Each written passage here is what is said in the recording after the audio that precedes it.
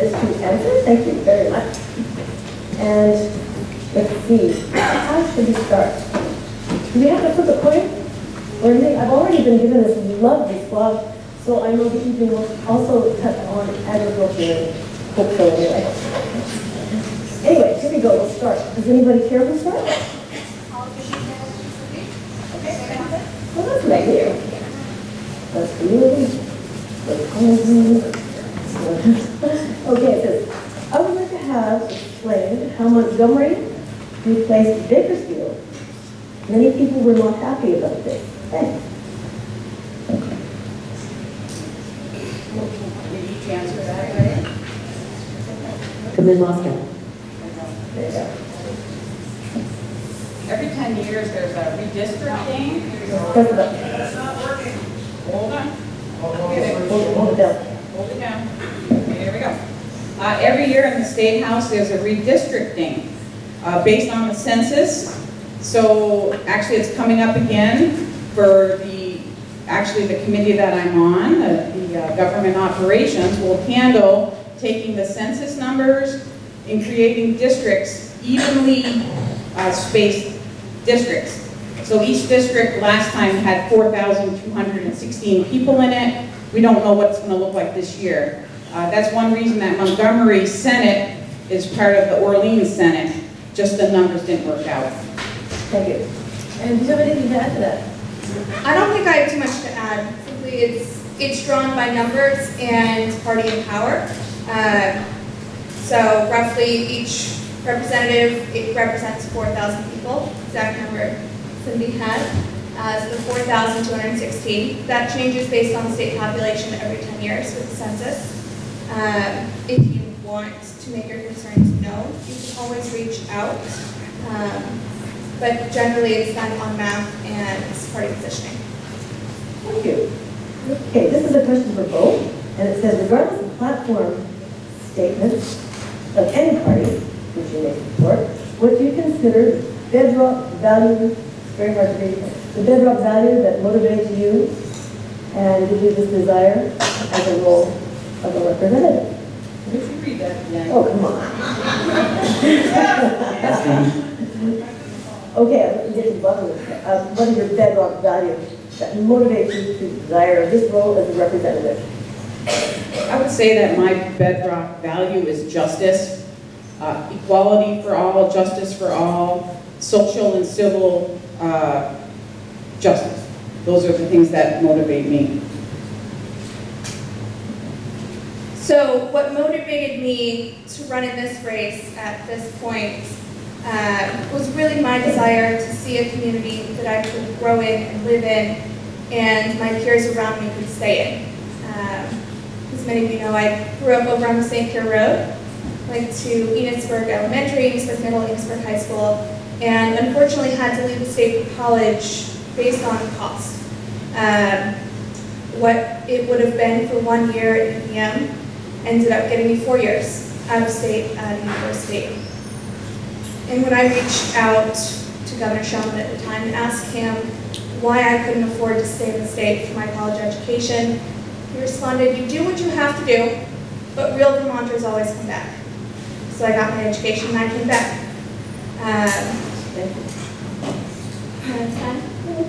Okay, sorry.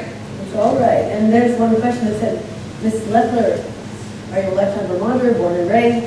Where were you born and what town? So that's been answered. And it's too bad because I had to read that very clearly. I have to jump in there. I'm going to be completely honest with everybody. I moved to Vermont when I was a few months old. I didn't really get a say in the matter, but I have loved this state. It's the only home I've ever known. I was born out in Boise, Idaho. Don't forgive me for that.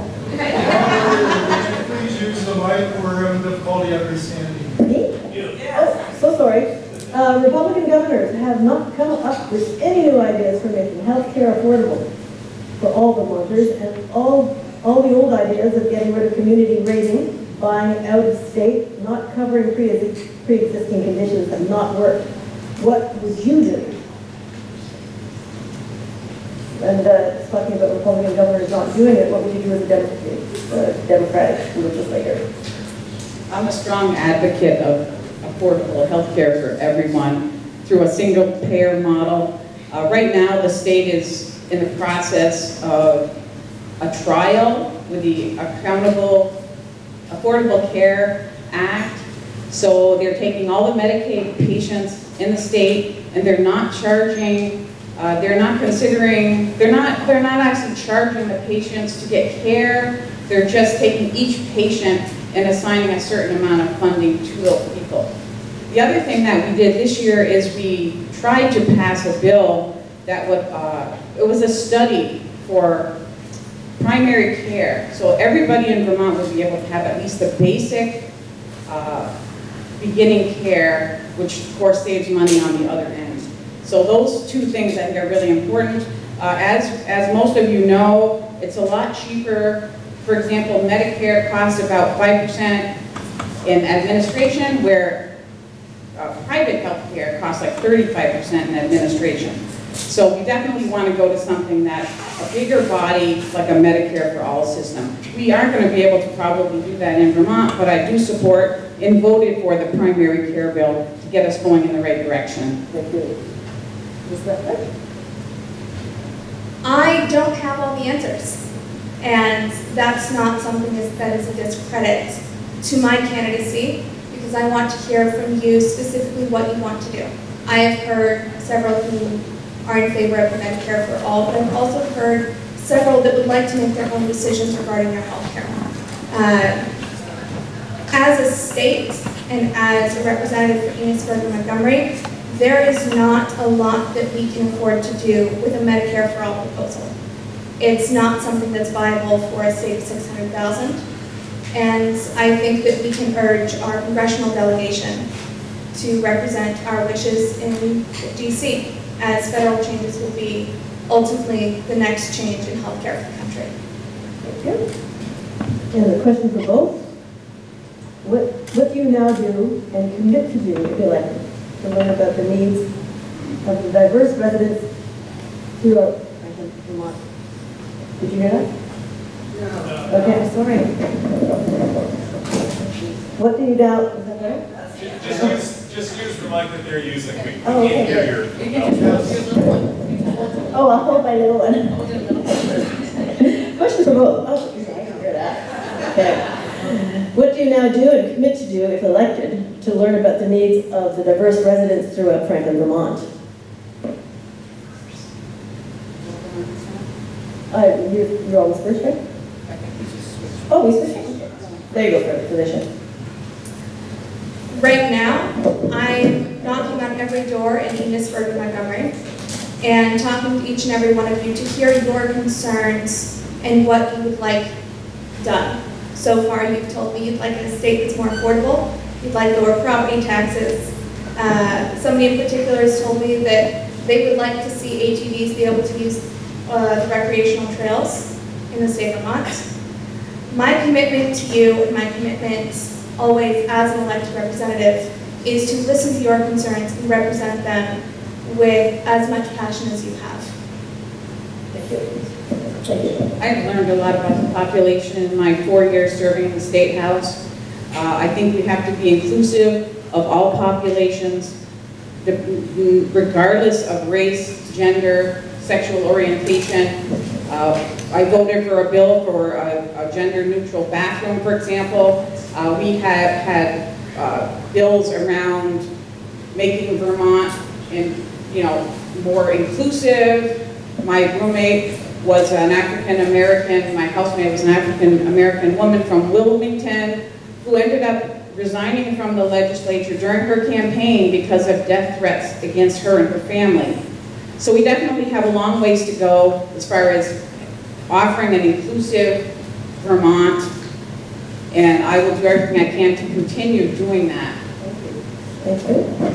And here's a question for both also. Well, it is an often repeated complaint that taxes increase, or that they should be leveled, or even abolished. Taxes are everyone's contribution to provide services, and that's to meet our common needs. What would you do as a representative to support reasonably apportioned taxes to ensure a level playing field and services for all.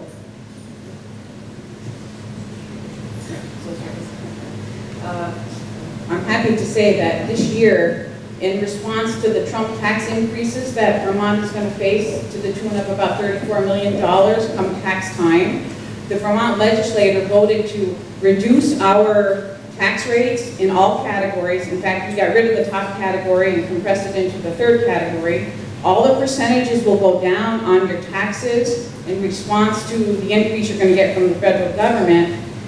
We also took taxes off Social Security this year, and we also raised for middle income and lower income Vermonters, we raised the earned income tax credit. So we definitely are thinking about taxes with Vermonters.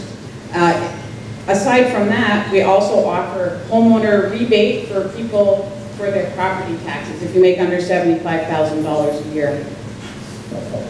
Thank you. The question is primarily looking at how are we being reasonable with our taxes? How are you going to make them reasonable with giving services for all? Services for all. So that's a little vague in what you want done. What I can speak to is how taxes are currently used and what we can do to be more efficient with them. Through this campaign and through other work that I've done, I've looked at how Vermont appropriates funding to different programs, different studies, social programs as asked for, and other government services. And primarily, I don't see one that needs to not exist, but what I do see is a host of Vermonters that are being driven out of the state due to the high cost. And to that, I think that we need to look at administrative load within different agencies. We need to be focused on what we are providing directly for the taxpayer rather than having the state as the largest employer. So for me, I see both accountability and audits on what we currently spend, so Vermonters have a better idea of where their money is going. And from that, moving forward in a way that is responsible. It's my understanding from the records request that I did that even though we have a state auditor with 15 employees, they've done 0 audits this year. I would look forward to having them review end of year spending, which is usually where people have budgets, and just create a level of accountability within the funding we already have so that there are more dollars available for what we need, and if needed, we can return them to the taxpayers. Thank you. Okay. Okay. Here we go. Where do you stand on public financing of elections? So public financing of elections is an option available in Vermont, and I think it's an excellent option, but it shouldn't be the only option available. Public financing, I believe, for individual races such as this one is $5,000, and statewide races is $10,000, and that's funded by taxpayer dollars. I'm absolutely fine with those staying, and I think that it's a good service to provide so that candidates have the opportunity to run. However, I think that we need to maintain other financing abilities such as donations, simply because the taxpayer shouldn't be responsible for funding people to represent them. I don't think that that's going to create the best candidate, and really people will suffer from their representation. Thank you. One of the biggest problems actually in politics is money. People, corporations, anybody can fund a candidate. And when that happens, oftentimes people feel obliged to vote the way that their donors wish. I don't take any corporate money at all. I just take small donations from individuals. And that's a big contrast between me and my opponent, who takes money from a wealthy couple in Massachusetts who also funds homophobic organizations and hate groups. So I think there's a big difference there. If you want an individual that's going to represent you, then you need to vote for somebody that you fund and that isn't beholden to corporate interests or to any organization that has an agenda. I'm You have not, a I do. response to that? Yeah. First off, you didn't look at the entire campaign finance report if you think all my money comes from the growers. And you've made very clear your opinions on that. I'll be very forthcoming. I've been very fortunate that there are several people that have funded my candidacy, and more than I thought was ever a possibility. I have not solicited donations from anybody. I have actively turned away money that comes with strings, such as corporate donations or votes, and in no way, shape, or form am I a candidate that responds to money with votes. Thank you. All right. Do you accept the signs of climate change, and what will you do about it?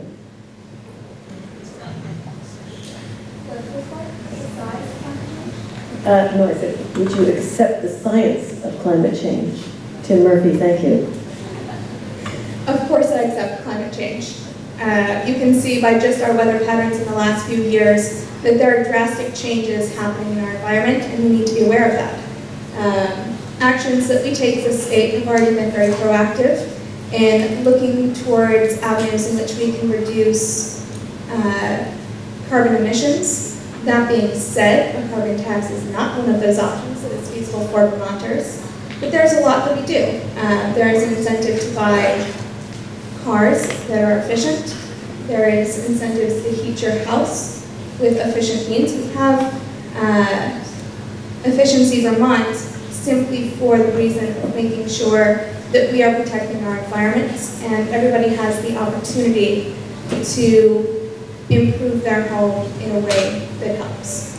Thank you. Yeah.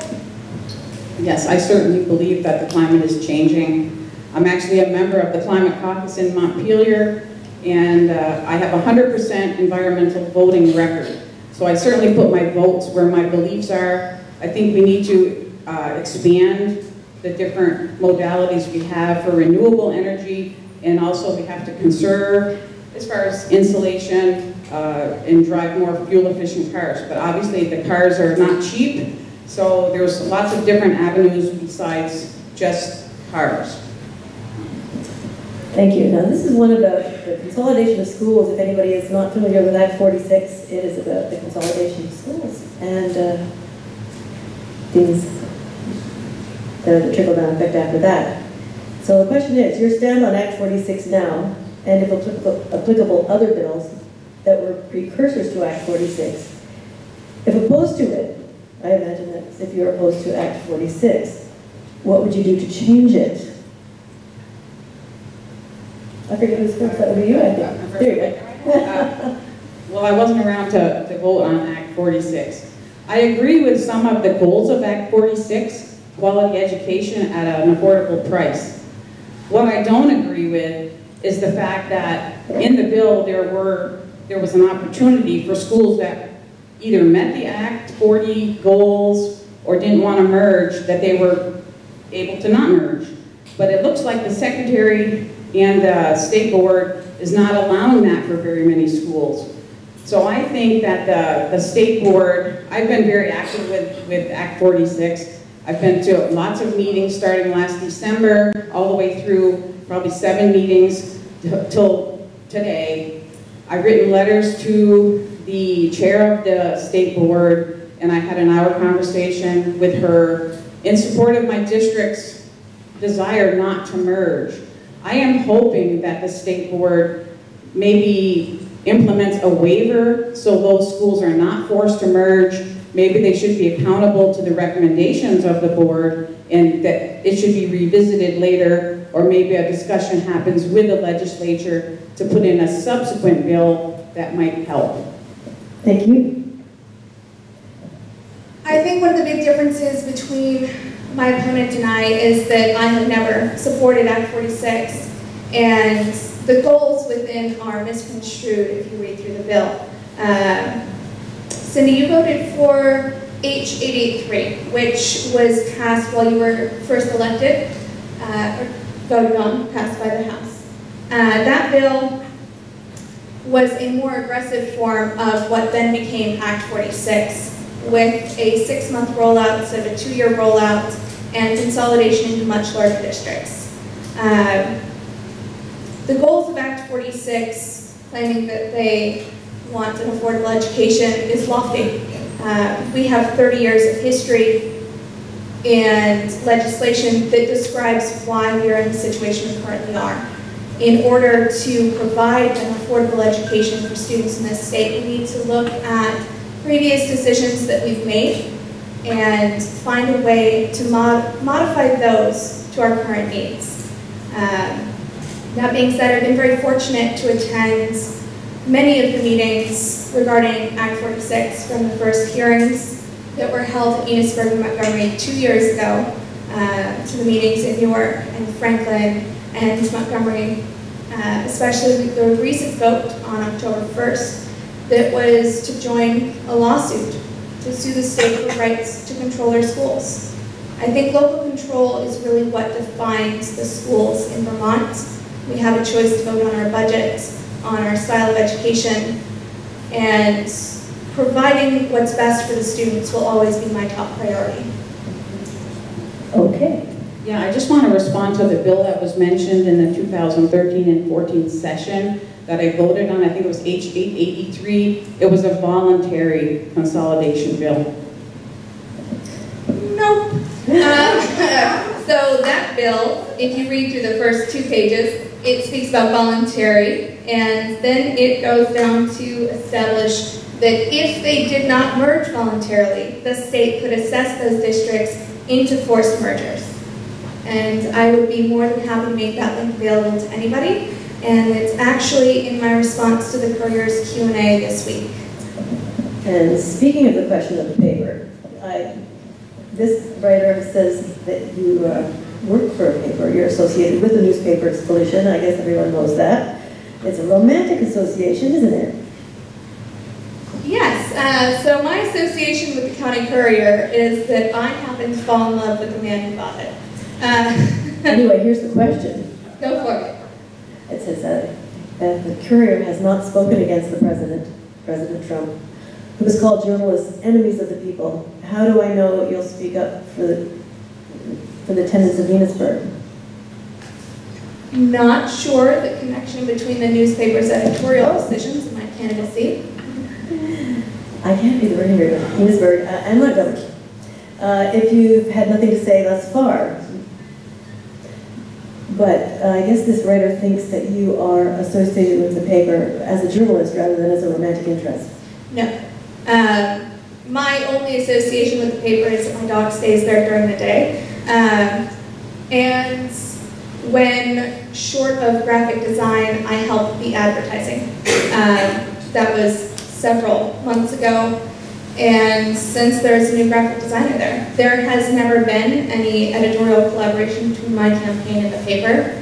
And quite frankly, I'm very sure that there's a disclaimer listing exactly that.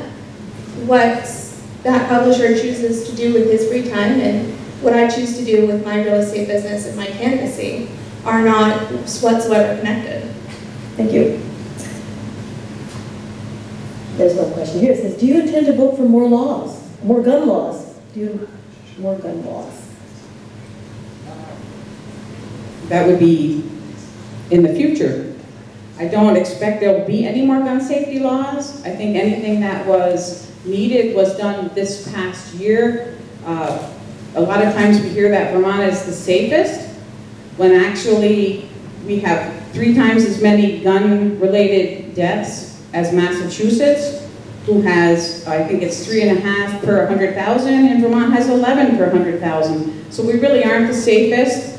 Some of these bills, the bills were designed mostly to deal with suicides, accidents, and homicide, and domestics. As far as a lot of people are saying these aren't going to help with the mass shooting. Well, there was a mass shooting that almost happened in Fairhaven, but there's very little we can do to avert a mass shooting. We did invest hundreds of thousands of dollars into mental health, school safety, and so on and so forth in the 2019 budget.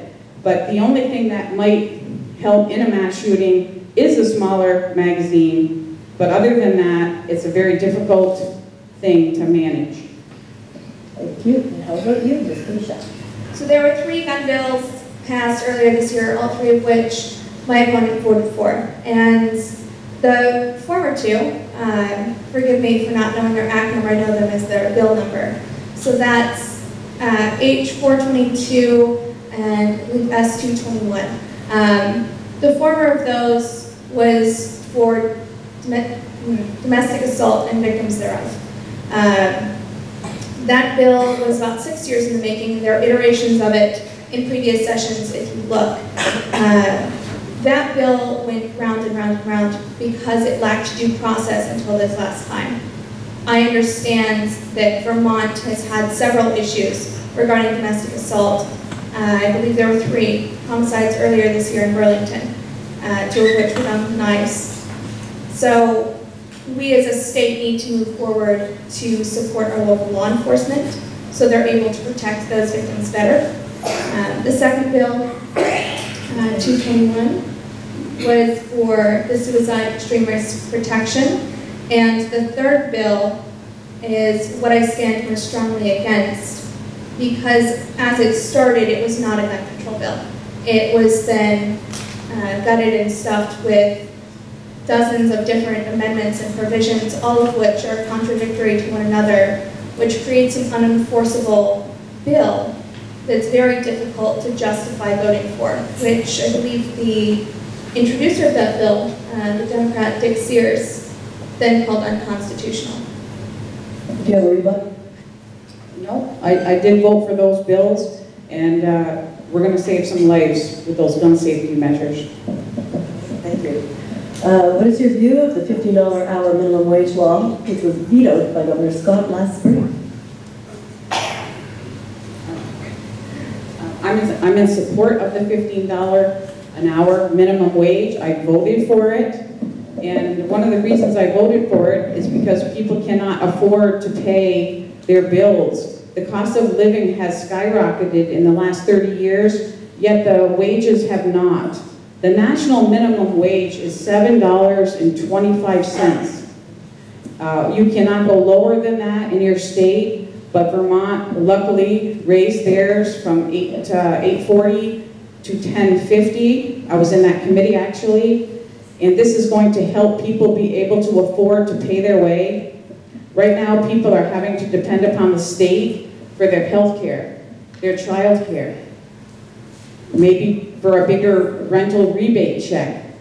We need people to be able to earn enough money after working 40 hours a week, not to live in poverty and have to have help from the state. It's really the employer's responsibility to pay wages and benefits for his employees, not the state.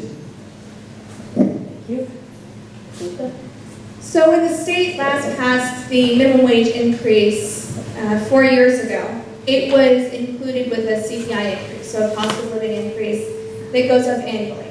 And that was done, and the bill was passed with the agreement after much discussion on the floor that we would not need to raise the minimum wage again for several years, since we had accounted for that cost of living increase. Now, Vermonters can't afford Vermont because we can't afford the property taxes and the trickle down from that onto rents, onto housing. And furthermore, we drive industry out of this state. Between Act 250 and property taxes, I know of several businesses that have expressed their desire to expand and their inability to because of the permitting cost. I spoke with somebody on Monday who was looking to expand their business in St. Albans.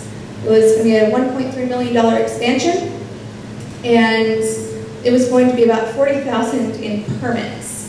So if we're looking at people being unable to afford the state, that comes from the fact that we are stifling our employers, and there is not the opportunity for people to seek out the careers and the jobs that they can then do and live on. Thank you. Okay.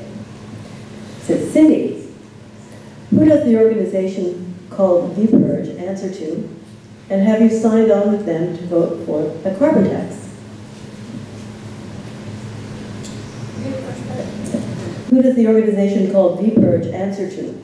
To whom? I can't answer that. I don't know who VPurge answers to. Did VPurge get me to sign on to a carbon tax? No. What do you think about carbon tax? I know there has been a discussion about this around town. A carbon tax is an effort to drive the state away from carbon emissions. And it's doing that through penalizing people for buying carbon-based products such as heating oil, fuel for your commutes, and other related products. I believe the recent estimate based off of the Essex plan, that is the bill that was presented for the carbon tax, was 88 cents a gallon on standard gasoline. My main issue with the carbon tax is that it targets rural Vermont specifically. We don't have the same access in the town or in Montgomery to natural gas that the village has. Colchester and Burlington and some of St. Albans have access to natural gas. Commutes are a big thing. I know people around here commute more than those that are going to be living in any of our more urban areas. So in principle, I don't think that we need to be charging people more to live their lives. And then the second part of that comes in the plan for the carbon tax was to take that money from that tax collected and use it to subsidize electricity bills from people switching over to electric forms of heat and mobility. If that plays out in the long term, 15 years down the road, sure, we might have less carbon emissions. But now we don't have the same amount of money coming in for that tax to subsidize the electricity bills for your heating, for your new electric car, for all of these things that you need to have a successful rollout of the carbon tax plan. Cindy, do you agree with that? Or would you like to say anything about it? I was at a presentation of the Essex plan. They presented it at the Climate Caucus. And it is true that the money you spend on fuel, and I don't believe it would be 88 cents for 10 years or something, that would go back to you in electricity. Regardless, that there could be a completely different bill next year, you never know. One thing what I do know is that we're past peak oil. Our oil reserves are going to diminish over the next 50 years, and we're going to have less and less oil, and it will be more and more expensive. So it behooves us to look at renewables and also, as far as climate change, to reduce the burning of fossil fuel. I don't have the answer, but I'm certainly open to learning about it and helping make a difference for my grandchildren. Thank you. Okay, I think this one's for both of you. It says, are you for privatization of public services like the post office and VA healthcare? I think that privatization of different state-provided services is a very serious thing to consider. I'm not going to say one way or the other without any facts in front of me that privatization would work out for the best for Vermonters. More specifically, given that the post office and the VA are federal programs, we don't have a lot of impact on privatization or maintaining them in the public sphere. Generally speaking, I would be against the privatization of government entities. I think that they're doing fine. They're usually run at a very reasonable cost. So I certainly would have to look into everything, but as a general feeling, I would be probably against privatization. I certainly am against privatization of our schools. Okay, thank you. Let's see. Penmanship wasn't a goal of many of you, was it? Okay, I just threw it. Okay, let me get one again. Cindy, in this week's Courier, I think this has already been asked to directly answer the question about would you, and that's about Act 46, but we've already gone through that tonight. Do you think you've covered it properly? All right. Okay. It's too bad I could read that one too. Okay, campaign funds are important to campaigns, and would you accept all? Okay, we've done that one too. That's good. People have the same interests. What local boards or organizations have you served on that would provide real-world experience to help you understand the issues facing this district? What local boards or organizations have you served on that would help you understand the issues facing this district? I don't think we have enough time to discuss all of those, because you've been on so many, and you've been hanging out with so many people too. Do you want to answer that? I think that everybody should get an answer to their questions. All right. I'll just very briefly summarize experience relating to you guys. Growing up here is a basis for knowing many of you and being able to have frank conversations about what concerns you and what you want to see your state representative do. In that regard, I've been very fortunate that so many of you have been willing to share your concerns with me, and so I have a hefty list from down to Montpelier in January. On that, I'm very involved with the Enosburg Initiative and the Enosburg Business Association. As a realtor, there is a lot of conversations that I have with people who are in the area looking to sell their home, or people who are looking to move to the area and want to know what opportunities they have for their families. So I think that both in my day-to-day job and through my work campaigning and my experience with policy writing previous to this and through college and through the Political Institute, I've been very well equipped with the tools and the opinions to make a difference. Thank you. Cindy? Yes, I can answer that. I served on the school board for a little over 4 years before with Penny DeMar sitting right there, before my son decided to apply for a job at the Cold Hollow Career Center. So I quickly resigned so as not to have any conflict of interest there. I served on the Opera House board during the renovation process. I was the publicity chairperson for at least 4 years. I never really tracked that. I was on also the Notch board for many years, our local federally qualified health center board. I am on the PBS Community Council right now, which is a fantastic board. And I also, of course, am involved locally with the Enosburg Initiative and those organizations. And I play bluegrass. How do you feel about Act 46? Oh, we've done that one too, my goodness. Mrs. Reed, Miss Leffler, what are the differences between a progressive and a socialist, such as Bernie Sanders?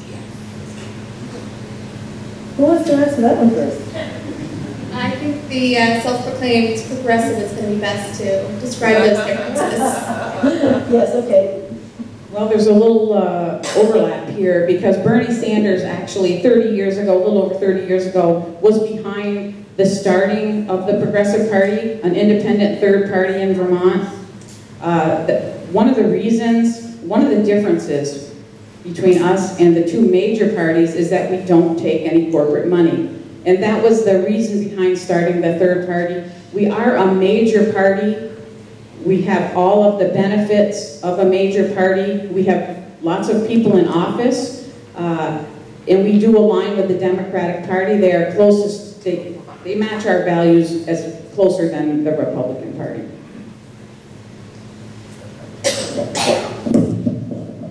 Take a quick second. Just to point out that you mentioned the Progressive Party has several elected leaders, and I don't believe they started getting elected until they ran jointly as Democrats and progressives. And this is just my follow-up question for Cindy. Is do you think that as a progressive, leaving the Democratic nomination open to somebody else, you would still have the opportunity to run on your values?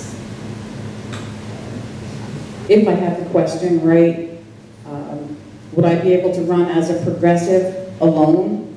Yeah, I did that before. I did that in 2008.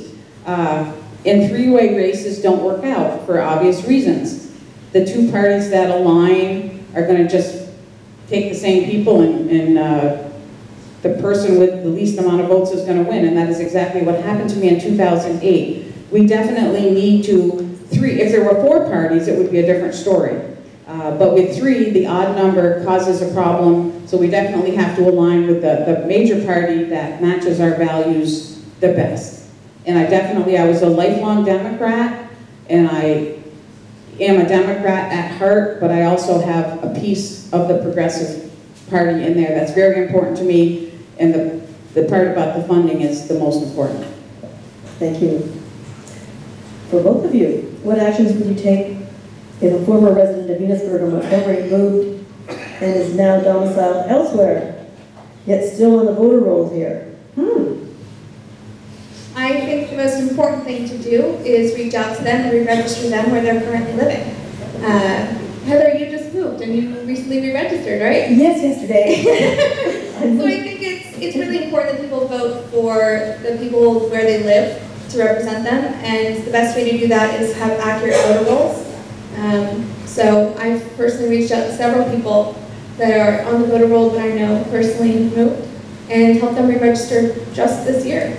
It's funny because it's a good question. I was thinking of just coming back and voting because I know everybody, but they said no. It's too bad. Okay, have you answered that? Not yet, right? I think some people move and just don't re-register as quickly as possible, and it's totally fine as long as you're voting in just one place. I have noticed on the voter rolls that there are a lot of people that have moved years ago or have passed on that are still on the roll. So I think that they're not updated as often as they could be, but I think that probably is the job of the town clerk to notify the Secretary of State that these people have changed residences or have passed on. So it's an ongoing situation and challenge. Thank you. All right, now this is an overlap of another question, but we might as well find out where you stand on these issues anyways. And some contributors are involved in anti-LGBT and anti-marriage equality programs. Now you've answered that, you've addressed that, saying that nobody will bother you and make that your vote can't be bought. But it says, what is your position on LGBT rights and marriage equality? Cindy? Oh, sorry. I'm a strong advocate of social and civil rights based on freedom for all, justice for all. I think I already mentioned it, some of my best friends fit into that category, and I love them dearly, and they're some of the best people that I've ever met and ever been friends with. So I am a strong advocate, and I think that's clear to most people that know me. Lisa? This, my answer in part, first and foremost, is that I have always been in support of the LGBTQ community, and that support's never wavered. When I went to school out of state for college, I chose an all-women's college, primarily because of age and just being so far away from home, and the education and the location made the most sense for me. In that situation, I had a lot of opportunity to interact with people in the LGBTQ community and learn more about them and how they like to be referred to, what their needs and wants are, and what it boils down to ultimately is they are the same people that you and I are, and they deserve the same rights and the same dignity. I think that people who know me understand that most. My personal relationships to that community through friends and family is one of the reasons why it is so near and dear to my heart. And it's why allegations coming from my opponent's camp are so off the mark. Thank you. Thank you. All right. What is your position on universal health care, especially regarding pre-existing conditions? And I know we did something on health care earlier, but pre-existing conditions is something that is very important. Go ahead. it sounds like maybe the person wants to know about the Obamacare. And I am a strong advocate of Obamacare. It insured thousands of people that were uninsured before. And one of the things that it also did is it allowed young people to be on their parents' insurance until they're the age of 26, which people have really, really, really appreciated. With regards to pre-existing conditions, I'm just going to ask a question real quick. Hey, Madeline, can I use your sword? Thank you. In my family, my youngest sister, I'm sitting right dead center here, was born with a very unique genetic condition that makes her allergic to just about every single food in the supermarket. And due to that and other differences in her little body, she also struggles to grow. And we have been very fortunate through my father's service to our country that she's covered through his health insurance, and that has not been an issue for her thus far. But I am heavily invested both emotionally and politically in making sure that those of us with pre-existing conditions are not treated differently by our insurance companies. Thank you.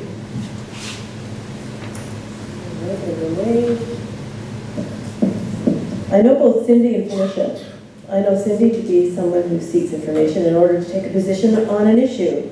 In contrast, Felicia has always seemed to have an opinion and then finds the info to back it up. So opinion first, backing it up after. Are these fair observations? Can we have a vote on that? The vote's November 6th. Do either of you want to address that, or should I just put it to the floor and say, hands for people who think, see? So that's good, not a good idea. So is this a question that can be answered up here? It's a very, no, but I think that there can be some explanation as to how we form our opinions, how we form our principles. I think so. Okay. Cindy, would you like to start? That's the last question. So my principles that I'm running on and hoping to represent you with come from my extensive research. And it's interesting that you say that I have opinions and then find the information to back them up, because I'm a very data-based person. My degree is in government, and a lot of that ties to political science, which is analytical at heart, but principally comes from what are the facts and historically what has served us best, and with our current climate, with our current population, what will serve us best, and then what's right. So I think that most of my opinions were formed with the help of my teachers here at Enosburg, my professors at college, and my parents, and the data that I found along the way that has helped modify those and shape them into the candidate you see before you. Thank you. Cindy? My opinions are partially shaped by my values, my family, and a lot based on my experience. I also am very dedicated to doing additional research, looking for the opposite opinion of from what I already have formed, and putting it all together to come up with, I think, an educated and experienced opinion. Thank you. Well, we have about 6 minutes left in what was allotted as time, and there's one more written question, 2 more written questions, and then I'm going to leave this up to either of you, both of you.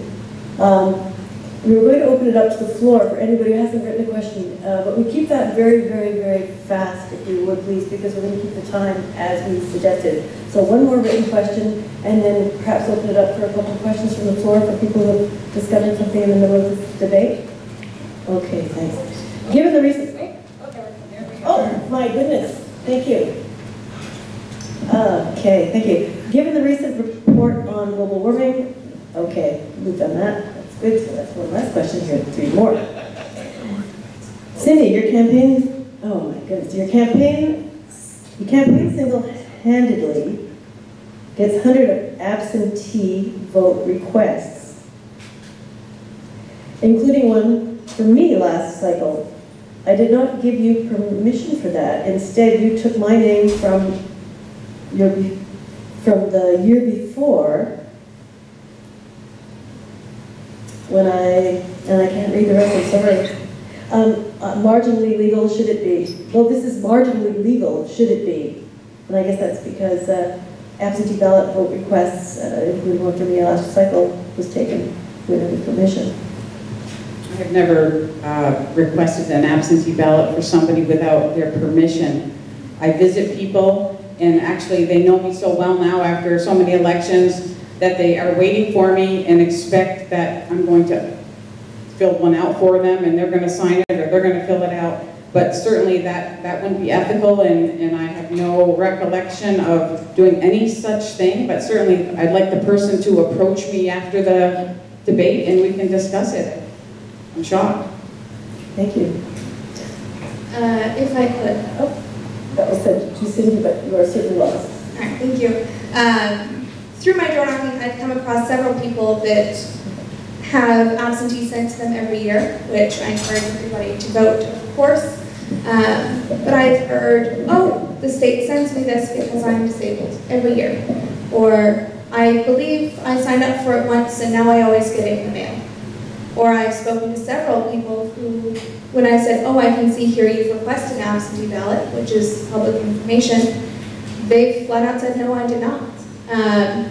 So I don't think that the dozens of people I've spoken to are lying, but I do think that there is rampant abuse of the absentee requests by a person authorized by voter. I think that that needs to be reviewed and certainly audited by our town clerks, because the most important thing in an election is that it is free, that it is fair, and that it is accurate. I visited with some folks recently, and they had gotten ballot requests from Senator Bernie Sanders on part of his postcard, and they were filling that out to get their own absentee ballot request. I've never heard of disabled people getting a ballot from the state. News to me. Okay, thank you. We'll check that out. What do you think of term limits? I think that term limits, I'll start over. I used to think that term limits were elections. I thought that the people of the district had the opportunity to vote out that candidate and choose a new one that represented them better. Seeing that in Vermont we have several seats, I think this year it's 83 seats that are going unchallenged in districts where people have been there for over 20 years, and our congressional delegation has been there, Senator Leahy, since 1975. I think that term limits are something that we need to seriously consider so that we have the best representation that really understands the district and hasn't been in the legislature so long that they've disconnected from the needs of the people. I think we have some great people that serve year after year after year, and one of them is Bernie Sanders. And I don't see that he needs to be replaced and that we have to have term limits. I would be open certainly to studying it, the pros and cons, but on the surface, I think the elections are the term limits. Anybody can run against these folks if they think they're too old or too whatever. Thank you. Old is moot. Okay, what is your stand on the Second Amendment? And will you defend my right to keep my guns? And we've had that discussion earlier, but is there anything you'd like to add? What would you, will you defend my right to keep my gun? I'm certainly a proponent of the Second Amendment. And certainly the issues that I voted on in the legislature did not take anybody's guns away. So I would not be interested in taking anybody's guns away. And I think the safety of all of us has to be considered. And I think it's worth a few little tweaks and inconveniences. And actually, all of the legislation that we passed is grandfathered in. So if you have a large magazine, you can keep it. So I don't see that it's a really hardship, but I guess it's up to the people to decide if they feel differently about it. Thank you. I'll start with an actual answer. Yes, I will defend your Second Amendment rights. And that comes on principle, something we talked about earlier. The Constitution, both in Vermont and our nation's Constitution, were not created with the thoughts that it would become irrelevant to us. And many of the provisions in the third gun bill flew directly in the face of the rights we are given as individuals. Principally as a candidate, I believe that the individual should always stand on equal footing with the state. That is most important to provide a government that is responsive to their people. And if we begin to judge amendments based on emotion rather than fact, then we begin to alter the fabric of our country. Certainly there has been federal legislation in regard to firearms in the past, so this is not a new thing.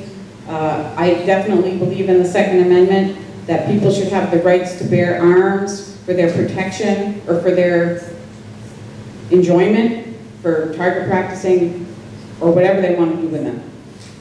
Thank you. And a question here. Income-based tax versus property tax for education revenue.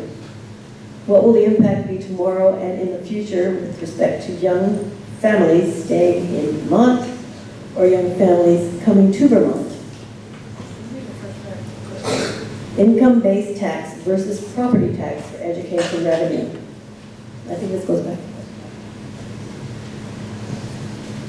So there was a proposal to switch over the system which we base our taxes from property over to income, which I principally think is a terrible idea. We have property taxes to pay for education like almost every other state in the nation because it creates a stable base of taxes in which schools can count on for their budgets. Income is much more volatile. It reacts to employment as well as the general market. So let's look at 2008. Say all of our schools were funded by income. If you're seeing a double-digit unemployment rate, you're saying that your schools now don't have the funding to educate our kids. I think there's a lot of other logistical issues that come with switching it over, and that comes from having a state that has worked very hard to have a property tax that accounts for everybody's level of income in a way that is responsible, and trying to move it over to a system of income where it is still equitable and stable is going to be something that doesn't feasibly work. And that's based on my research of the proposal this year, as well as other states who have different systems. Thank you. Cindy. I was co-sponsor to a bill that would fund education based on income tax. And this year, the Ways and Means decided to fund part of the education on income tax. And it's also, the income tax model is also supported. It's an initiative and supported by the Public Assets Institute in Montpelier. And they are a nonpartisan think tank.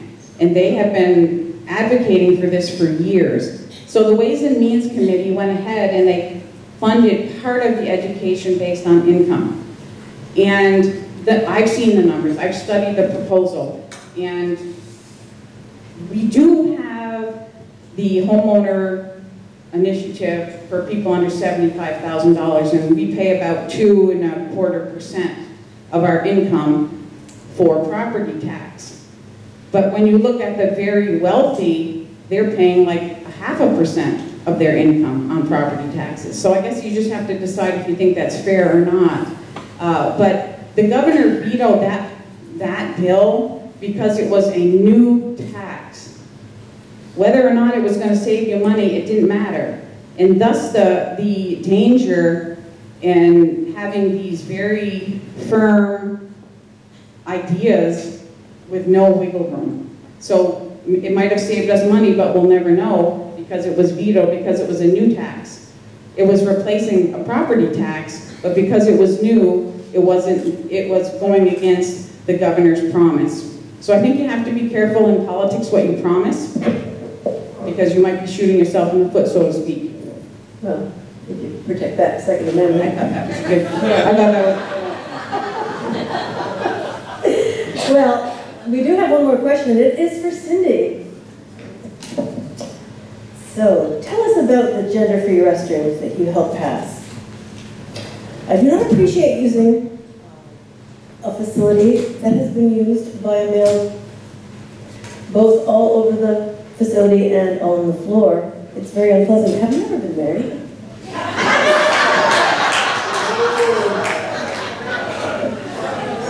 So this law was not a positive move. What is your response to that? For single-use bathrooms, they are now deemed gender-free, so any person, no matter how they identify, can use the restroom in private. I know that I've been to Maple Fields in Morrisville, for example, and the ladies' room was full, and I went to the men's room. So I think the cleanliness issue is a little bit different. It's not like there's... I'm going to interrupt. That was the last question. Isn't that nice? So, thank you very much. Now, we are over our time by about 5 minutes, but there are some people who may want to ask questions from the floor, and we'll allot another, perhaps, a few minutes for this, ladies. Did you go for that? Yeah, we have the auditorium until 8:30, so. All right. That's lovely. Would anyone like to ask a question who has not written a question to us tonight? Barry? I'd like to know what both candidates think of the criminal justice system as it's working now, and what changes, if any, are necessary. All right, Misha. Barry, are you speaking about the criminal justice system as regard to the nation or as regard to Vermont? You're running for office in Vermont. Okay, so I'll address that based on the Vermont prisoner situation in which we send them out of state. Vermont has facilities that we are not currently using, which we can hold people that are incarcerated.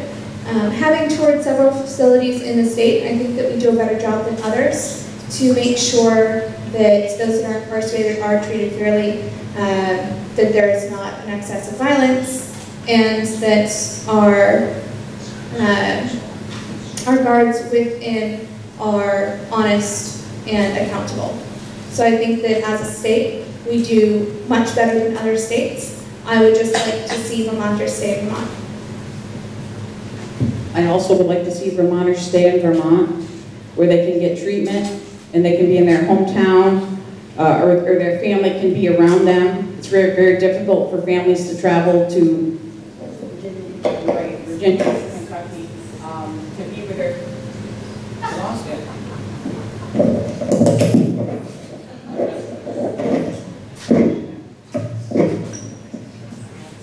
It's very important to have families be near their loved ones for rehabilitation. I think there's a lot we can do in the criminal justice world. I don't think we need to incarcerate people for nonviolent crimes. I think there's other ways that we can help our people choose a better path.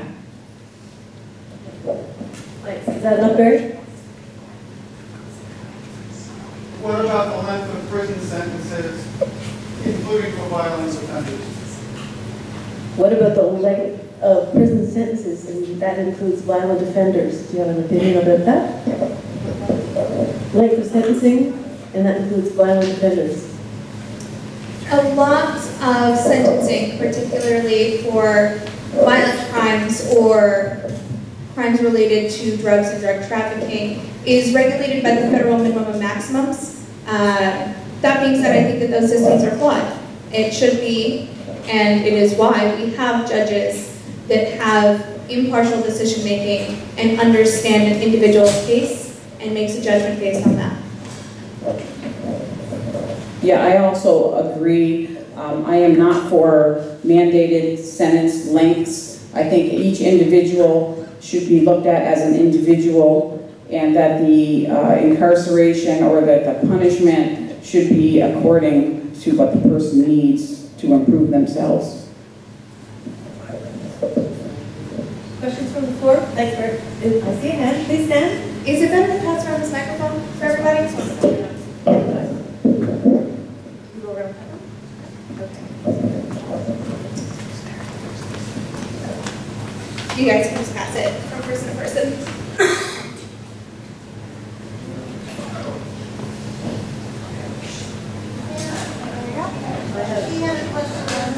Yeah, we have some questions over here.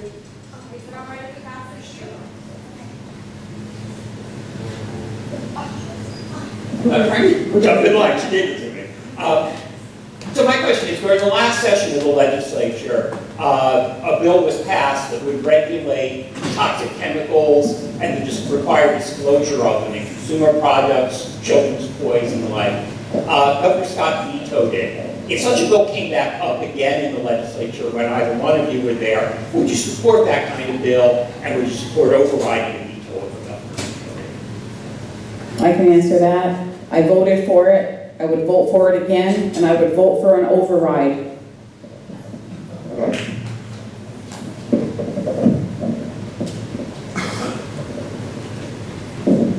Such a bill did come up, and the governor did veto it. I believe in his response it was due to a clause within the bill, not the premise of. I would like to see that bill come back that can really protect Vermonters, and I would vote for the labeling and protections and disclosures of chemicals. My question is a clarifying one for you, Felicia. It's not for both of you. You stated earlier that you have policy writing experience, and I'd like you to respond to where that is. Absolutely. So I was very fortunate that I attended school in Virginia. They have an election every year, and I was able to work on campaigns and internships every year for different candidates. Part of my job responsibilities within that campaign was to draft policy for my candidate. But my formal policy writing education came from the Sorensen Institute for Political Leadership that's held at the University of Virginia. And through that, they take a group of individuals they've selected and teach you in a residential campus how to write policy and work together. My group was given a topic of education. There was five of us included, and one was an anarchist and one was a democratic socialist, and all of us had our own ideas.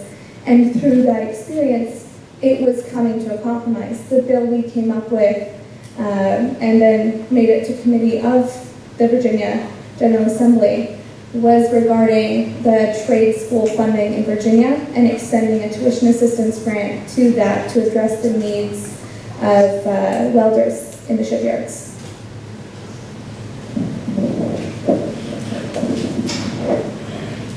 My question is for Cindy.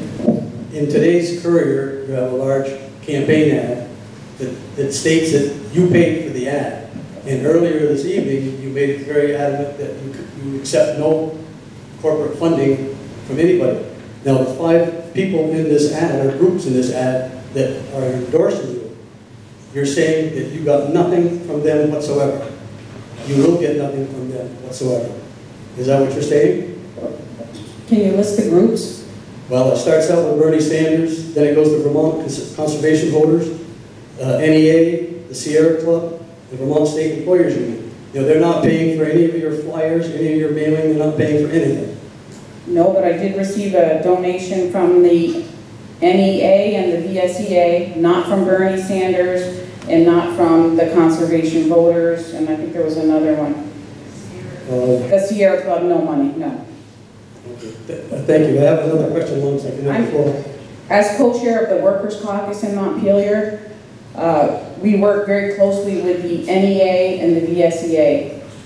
We're pro-union, pro-worker organization. Like I said, I'm co-chair with Joey Donovan, that's TJ Donovan's mother, and we run that meeting every Wednesday through our lunch hour, and we learn about what worker-type bills,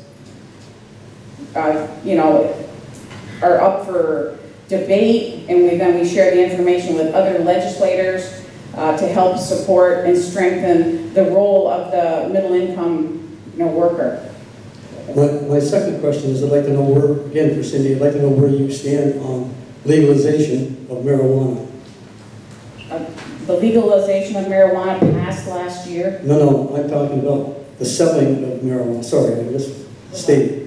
I understand that the personal use is passed. I'm talking about in the future where shops will be set up and it'll be sold.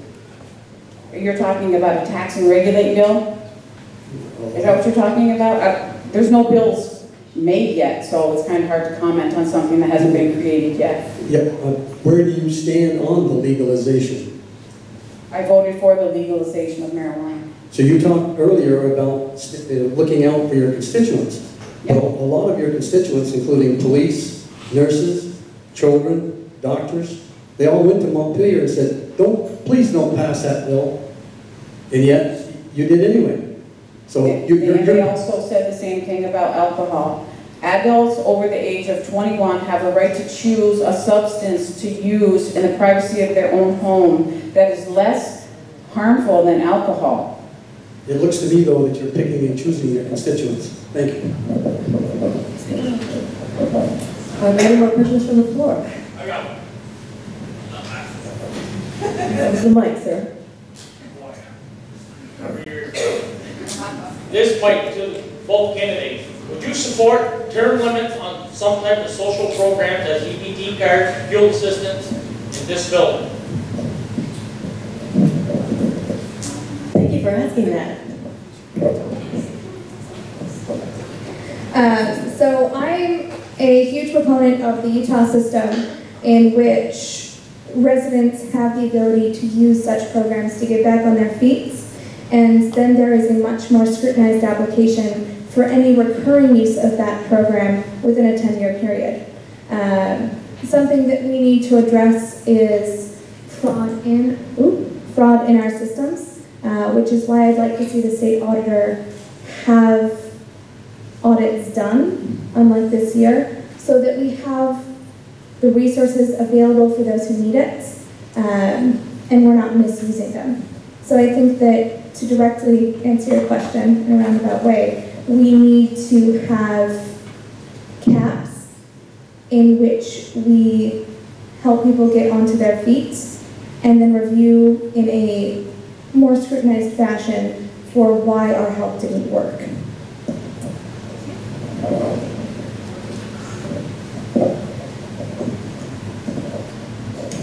The only welfare type program that we have remaining in the state of Vermont is a program called Reach Up, and it already has a 5-year lifetime limit. The other programs that you mentioned, the EBT card, that's a federal Department of Agriculture program, and it's for the people that I spoke about earlier, the people that are living on $10 an hour and don't have enough money to buy food after they pay $1,000 for their rent. The fuel program also, sometimes we get subsidies, the federal government gets them to the state, another for the same group of people that can't afford to stay warm. And there's also people right here in your community, including at Riverbend, that have a food card. For the seniors, I learned this year, for the seniors, they don't have to humiliate themselves with a food card. They are given a check equal to the amount that would be on a food card. So you don't have to look very far to see that people cannot survive on Social Security when it's $840 a month and they're living at Riverbend. They get extra money through the EBT program. And I would think very carefully before I advocated cutting either one of those programs. And as I said before, the Reach Out program has been limited years ago. I'd say 3 or 4 years ago, maybe 5. First time I was in Montpelier. There is a limit. Is there a question from the back? Yes. Thank you. This thing on? Yep. Okay. So you wondering for kind of the minimum wage increase. Now there is people out there that do not get minimum wage. You said business owners and the farmers. The farmers can get paid federal. Now the farmers are working ridiculously hard, and when you keep increasing the minimum wage, everything goes up. Feed, and then well, they feed your food. You know, all the animals need to eat. You need to feed your kids. And it's just not going for us. So we're sitting here struggling like crazy. And then, of course, you see other people that are getting paid more than you that are sitting on their butt. So it's like, how is the increase supposed to help these people that are working so hard when everything else is going up around us and our employees can't give us what we deserve because everything else has gone up. So our raises go either the feeding for the cows. Our raises go for feeding the kids. And it's just ridiculous. Because everywhere around you, you work so hard. Either you're a business owner or you're a farmer. What is your question? I'm getting to that, I'm sorry. I understand though, I totally get it. And you see other people sitting on the butt. You said that it was for these people that just couldn't do it. But I've gotten to the point where I'm going to be making minimum wage next year. There goes my raise because that other person is getting it. So how is this supposed to help me from working so hard and this person sitting on the butt, but we making the same amount because our employer can't afford to give me the raise that I deserve because that person gets my raise. So how is minimum wage increase supposed to help us hard-working ones that deserve a raise, but our employees can't give us a raise because it is going to the minimum wage increase? Thank you, Heather. I think you might be talking about farmers, if I'm not mistaken. Farmers and small businesses. Well, I know, I'm going to stick with farmers for now. I know that the state offers lots of programs or lots of benefits to farmers. For example, you don't have to pay overtime. I don't even think you have to pay the minimum wage. You can use your vehicles on the road without certain registrations and certain CDLs and so on and so forth. So we definitely bend over backwards to try to help the Vermont farmer. We certainly can't control the price of milk. That's a federal issue mainly. So I don't know how I can answer the minimum wage question in regard to farmers. What about businesses? I was just going to ask for clarification. Was the question about minimum wage or was talking about the EBT card and everything else that they're getting money for not working and welfare systems that they're getting money for not working? And the people who are working are paying for that? Yeah. Okay. That's part of it, maybe. I get it. Sally, we discussed this when I knocked on your door earlier this summer, but it's the fact that the state keeps raising the minimum wage. It's kind of like chasing after a carrot at the end of the stick. In the fact that employers have no ability to give their own discretion based on what they pay their employees. I think if you look, let's do a quick Google when you get home. If you look at any job openings in Montgomery or Enosburg, all of them pay $12.50 or above. We are already looking for employees above minimum wage, but when it comes to people who are self-employed, which 94% of Vermont businesses are small businesses, when you're looking at people who work on farms, they're dedicating their time and energy and money to making sure their business survives. And the more we put the minimum wage out of reach, they're not going to be able to hire the help they deserve or pay them based on their successes. I know personally, there is an example of an employer who's been looking for an employee for about 6 months, and they're willing to pay $14 an hour, and they can't get somebody to work. And there's another person who has a business that can't afford to give raises because they're in the same situation. So I think that when it comes to the minimum wage and when it comes to looking at our farmers and our small businesses, we need to allow them the discretion to pay their employees. That's why there's a federal minimum. It's why all 3 jobs I worked in college were at $7.25 an hour. Employers pay good employees well. And I'm sorry I interrupted you on that. When I was a herdsman, I made $150 a week, and sometimes the farmer didn't take a cent home for the milk check, but he made sure I got my $150 for my 2 kids and myself. Yeah, but So, then you got the people that, who wants to get a job for farming? Oh, I know nobody did. I gave 5 months notice, so. Somewhere else. I know. So it's just not, If we're talking about the employer, out of the goodness of his or her heart, just offering their employees a decent wage, that's not the case. That's why we have labor law. People have fought and died for some of these labor bills, including minimum wage, 40-hour work week. It goes on and on. In years past, employers had children working, shucking oysters, hurting themselves. This had to stop, and we had to fight for labor laws, and I believe in labor laws, and I fight for them every week in the State House.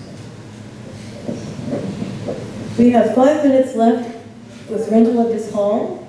A question right there. My question is concerning, I believe, what was being said back here about people who sit on their butt and collect money from our state. I see it every day, and nobody can tell me I'm wrong because I see it and I hear it from other folks who get the front row seat from it. We need an audit in this state on people that are using EBT cards and all different sorts of subsidy programs who are anywhere from 18 to 35, that they can walk around, they can drive around, they can talk, they're on their phones. In today's day and age, if they can do those things, they can certainly get a job.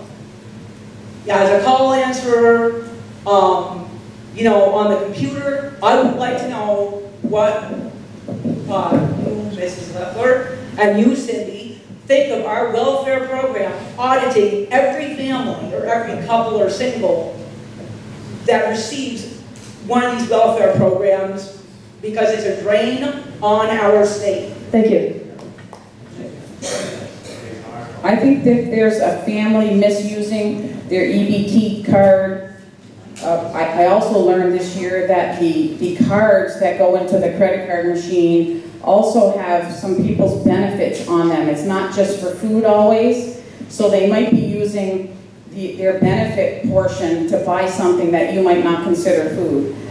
I think if you see somebody that you absolutely know doesn't, I don't know, I guess if you're low income, you can also have a food card. So I think you have to be careful rushing to judgment unless you really know. Obviously, we're not for any kind of welfare abuse.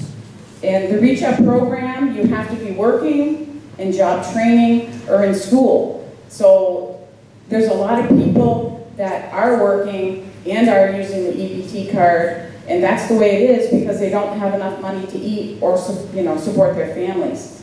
So certainly report it if you see some abuse.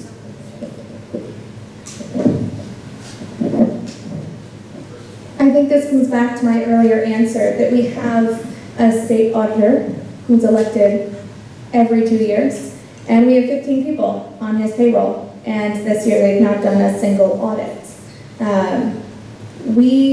And I know myself personally, I won't speak as a group, I'm never looking to disadvantage a family, to take food out of their mouths, or to take help away from them when they need it. What we do need is honesty and accountability, and I think that comes from spurring the state auditor to do their job. Thank you, everyone. I think that would draw our debate to a close, and I want to thank the audience for being One more? spectacular, and of course, your board Please. spectacular. Thank you. Go ahead. Appreciate it. It's no secret that people come across the Vermont border illegally and in some instances commit a crime. So I'd be interested in your view, your position on whether Vermont local, state, police, and sheriff departments should be able to work with immigration and customs enforcement.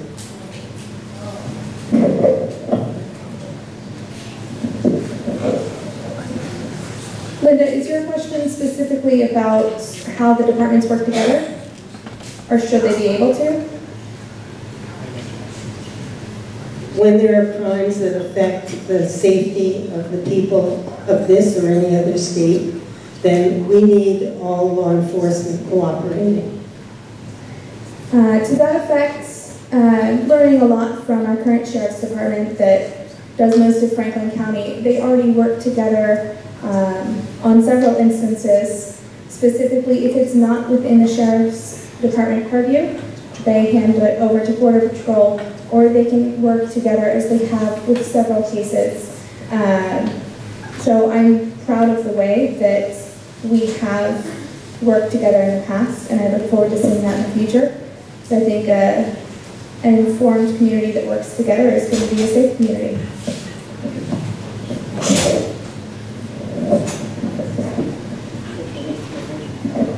I think the system that we have in place works fine. The border folk handle the immigration issues, and the Franklin County Sheriff protects all Vermonters, or all folks living in Vermont. And now, the county's have any more questions because we've only got the hall until 8:30, but we do thank you all very, very much for coming. Thank you.